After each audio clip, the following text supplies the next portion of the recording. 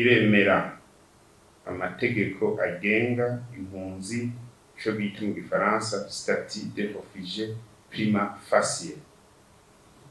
Ubushikiranganji bw'intwaro hagati mu gihugu, iterambere rusangi n'umutekano ugiye gushiraho umugwi ujejwe bwa mbere gukurikirana ku munsi no guhagarikira ingingo zose zihuta z'umutekano, kubarondera aho bakika umusaya, kubarondera ibifungurwa, ubuvuzi n'ibindi.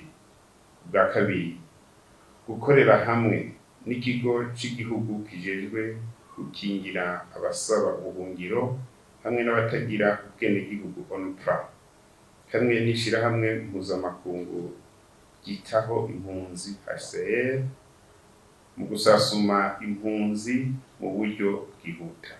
Bwa gatatu, korohereza abariko barakora ibikorwa by'ubutabazi hamwe n'abo bose bafashanya, baba abaha mu gihugu cacu c'u Burundi canke ba mpuzamakungu, mu ntumbero yo gushira mu ngiro ivyo bikorwa bikurikira birategekanijwe. Ubwa mbere, impunzi za vuba, kuvuga guhera mu ntango z'uyu mwaka, zizohindurirwa ikibanza zungurizwe muri site ya Musenyi iri mu ntara ya Rutana mu ntumbero yo kubahiriza amategeko mpuzamakungu Uburundi bwashizeko igikumu. Ubwa kabiri, amasite atari make azoshikirizwa ishirahamwe mpuzamakungu HCR hamwe nabo bafatanya ibikorwa kugira bahatunganye neza ibindi bigo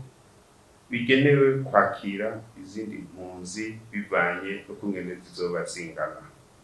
Bwa gatatu, ikigo c'igihugu kijejwe gukingira abasaba ubuhungiro hamwe n'abatagira ubwenegihugu ONUPRA bikurikiranwe n'ubushikiranganji bw'intwaro hagati mu gihugu n'umutekano mu bikorwa bazokorana n'igisata ca ONU gishinzwe impunzi HCR kugira abo bene wacu, abavukanyi bacu bava mu gihugu ca Repubulika Iharanira Demokarasi ya Kongo nabo boroherwe ubuzima bazoba batse indaro mu Burundi.